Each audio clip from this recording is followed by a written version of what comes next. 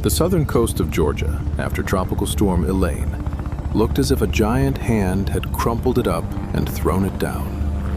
Broken oak trees lay across the patrol road. Warning signs were bent like folded paper. The tide had carried in trash, rotting wood, and the strong, fishy stench of churned-up bottom mud.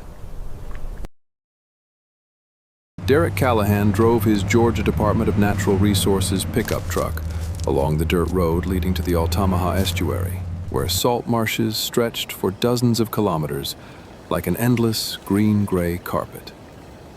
38 years old, with 11 years of experience in coastal patrol, Derek was not the kind of man who was easily shaken. He had pulled stranded whale carcasses ashore, cut fishing net from around the necks of sea turtles, and witnessed every kind of tragedy nature could lay out after each hurricane season.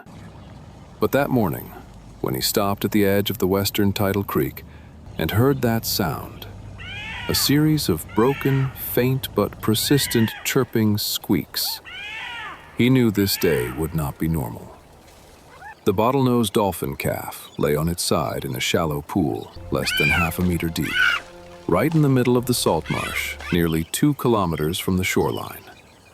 It was small, about 1 meter long, clearly only a few months old. Its skin was pale gray, and its eyes were wide open, looking at Derek with an expression he could not call fear. It looked more like pleading.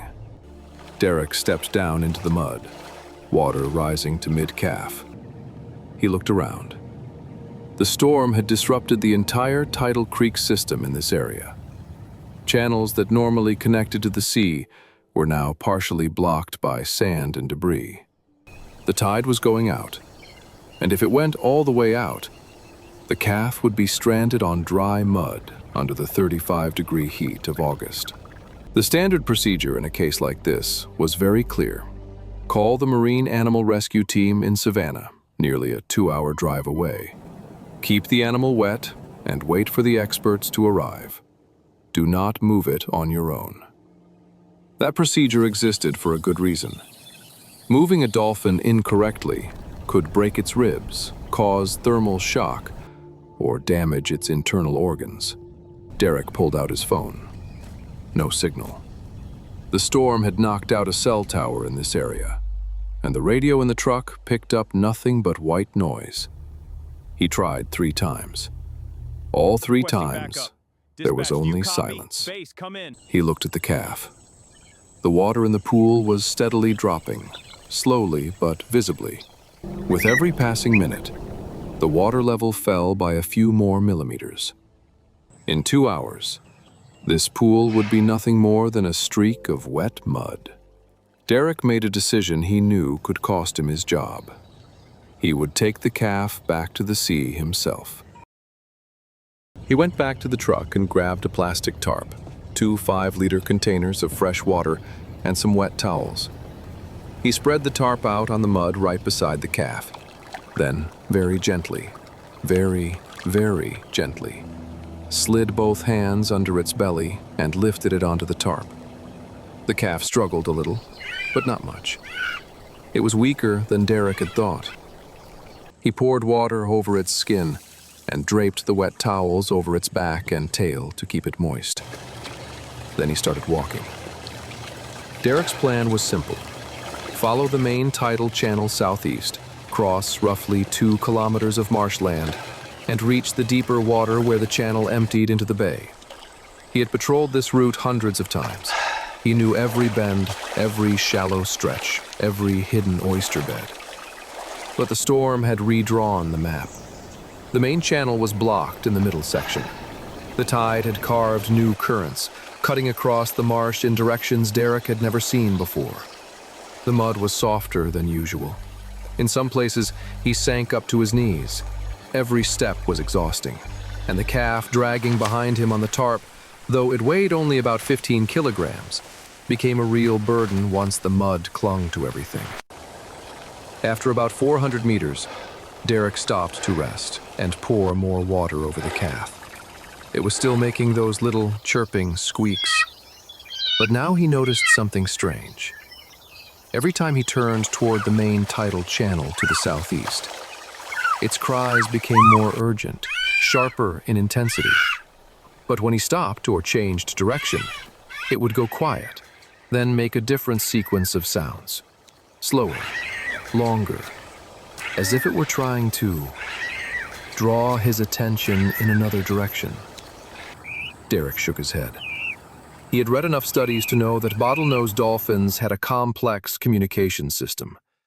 But he was also practical enough not to attribute to a calf only a few months old the ability to guide a human. It's panicking, he thought. That's all. He kept going southeast. The calf fell silent. Completely silent. And that silence, instead of reassuring Derek, made him stop. In 11 years on the job, he had learned one thing. When a wild animal stops reacting, there are only two possibilities. Either it has given up, or it is concentrating every bit of strength it has left for one final effort. The calf suddenly thrashed hard on the tarp, its body arching, its head pointing southwest, not toward the sea, but deeper into the marsh, toward a narrow side channel Derek knew usually led to a dead end. And then it cried out. Not the faint little squeaks from before, a long, continuous, ringing series of clicks, echolocation sounds, the kind dolphins used to find one another in murky water. Derek stood still. He listened.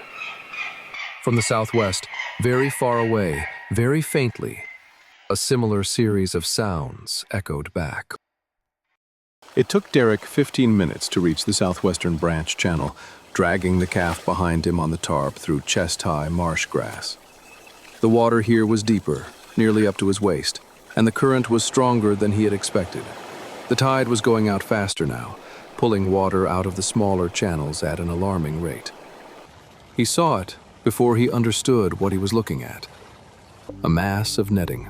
Ghost net, the kind of fishing net abandoned or lost at sea, gathering algae and debris until it became an invisible underwater death trap. The tangled net was wrapped around the trunk of a mangrove tree that had fallen across the channel, forming a half-submerged barrier. And caught in that net, an adult dolphin was struggling. The mother was about 2.5 meters long, probably weighing close to 200 kilograms. The net was wrapped around her left pectoral fin and wound tightly around her tail. Every time she thrashed, the net tightened further. The skin around her pectoral fin had already been cut open, and light streaks of blood spread through the murky water. She was breathing heavily through the blowhole on top of her head, each breath coming with a rushed, strained burst of sound. Derek understood immediately. The calf had not wandered off. It had swum into the marsh looking for help. Or rather, it had become trapped while trying to stay near its mother in the shallow water. And when the tide went out, it had been isolated in a shallow pool a few hundred meters away from her. It had not been trying to swim back out to sea. It had been trying to return to its mother. And now Derek stood facing a problem no procedure manual had ever prepared him for. The mother was trapped in the net at the edge of the deeper water. The tide was going out. If the water dropped enough, the mother would be stranded in the net and suffocate under the weight of her own body pressing down on her lungs. Dolphins do not have a diaphragm strong enough to breathe properly when lying on land. But if the water did not fall completely and stayed at that half-submerged level, the mother would drown because she would not be able to lift her blowhole above the surface while the net held her fast. Either way ended in death. The only difference was time. Derek looked at the calf on the tarp. It had stopped calling. It lay still, its eyes fixed on the mother. And if Derek had allowed himself to think in human terms, he would have said that it was waiting. Derek had a multi-tool knife, a good one, with an 8-centimeter stainless steel blade. He also had the tarp, 2 water containers, a coil of thin rope in his backpack, and his hands. He did not have a wetsuit, specialized net cutters, a support team, or time. He left the calf on the tarp at the edge of the channel, where enough water still remained to keep its skin moist. Then he waded into the channel and moved toward the mother. The mother saw him. She thrashed violently, and Derek had to stop 3 meters away and wait for her to calm down. A strike from the tail of an adult dolphin could break ribs. He had seen a colleague knocked unconscious by a dolphin during a rescue in the Florida Keys. He stood still. He talked. Not because he believed the mother understood English, but because a steady, low human voice could sometimes calm animals. It signaled that the one approaching was not in an attacking state. 2 minutes. 3 minutes. The mother was still breathing hard, but she stopped struggling. Her eyes, large, round dolphin eyes with deep black pupils, looked at Derek. He moved closer, one step at a time. The water was at chest level. His feet touched the net on the bottom of the channel, and he could feel its frightening weight. Dozens of meters of tightly tangled netting, covered with oyster shells as sharp as razors. Derek started cutting, one strand at a time. The tiny blade was nothing compared to the mass of the net, and each nylon strand, as thick as his little finger, took 3 or 4 cuts to sever. The oyster shells on the net sliced into his hands, and blood mixed with the water. He did not stop. 15 minutes passed. Derek had cut through about 1/3 of the net wrapped around the mother's tail. The water level had dropped noticeably, from chest high to stomach high. The mother had started to tilt, her body weight no longer fully supported by the water. Her breathing grew faster. 20 minutes. The net around her pectoral fin was gradually loosening. Derek cut the last strand, holding the fin tight, and the mother jerked violently. Her left pectoral fin came free, tearing open a fresh wound because of the sudden movement, but it was free. The tail remained. The tail was still cinched tight by 2 loops of net, and this section of net was connected to the larger mass wrapped around the base of the tree. Derek had to cut both loops and separate them from the main body of the net. The water had dropped to waist level. The mother began to cry out, a long, high whistle, like an alarm siren. From the edge of the channel, the calf answered. Derek cut through the final loop of net in the 32nd minute. His hands were covered in cuts from the oyster shells, blood running down his wrists and mixing with the muddy water. The muscles in both arms were trembling from holding the same position for too long. The mother did not move immediately. She lay on her side in the shallow water, breathing, her eyes closed. Derek stepped back and gave her space. 30 seconds. 1 minute. The mother slowly curved her body, flicked her tail once, then a second time. She rolled herself upright in the water. The water now only reached her belly, just enough for her to move by gliding close along the bottom. She moved slowly, with obvious pain, toward the edge of the channel where the calf was lying. Derek stood and watched. He did not interfere. This was no longer his part of the work. The mother reached the calf. Their bottlenoses touched. The calf let out a rapid, urgent series of clicks, and the mother answered with a sound Derek had never heard before. Low, long, vibrating like the resonance of a plucked string. Then the mother gently nudged the calf into the water with her snout. The calf hesitated, its tail fin flapping awkwardly. It had been out of the water too long, and its body needed time to adjust again. The mother swam beside it, tilting her body so the calf could lean against her flank. The technique mother dolphins use to support their young while swimming during the first weeks of life.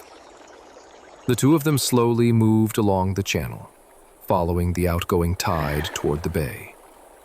The mother swam slowly, clearly still in pain from the wound on her pectoral fin. But she swam. The calf stayed tight against her side, small and clumsy, but still swimming. Derek stood in the middle of the tidal channel, water up to his knees, hands covered in blood. back aching, phone dead, nearly a kilometer of muddy ground away from his truck. He watched the two gray shapes grow smaller and smaller in the murky channel, until they rounded the final bend and disappeared. He did not know whether the mother would survive an infection in her wounds. He did not know whether the calf was strong enough to make it all the way out to the bay. He did not know whether they would find their pod again, or have to fend for themselves together in the vast ocean. But he knew one thing, and that truth would stay with him longer than any report or procedure ever could. The calf had never once tried to swim out to sea. From beginning to end, every cry, every struggle, every time it turned its body toward the southwest, all of it had pointed to one place alone. It was not looking for a way to save itself. It was trying to find its way back to its mother. Derek turned away and began wading back toward the truck. Behind him, the salt marsh lay still beneath the afternoon sun, calm as if nothing had happened. The tide would rise again that evening, erasing every trace. Footprints in the mud, streaks of blood on the net, and the path the child had risked everything to carve through the marsh, in order to lead a stranger to save its mother.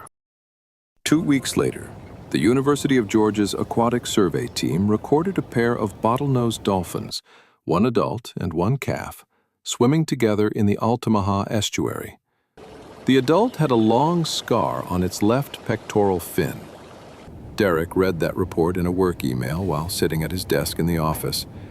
He said nothing to anyone. He simply closed the laptop, drove out to the coast, and sat there alone for a long time.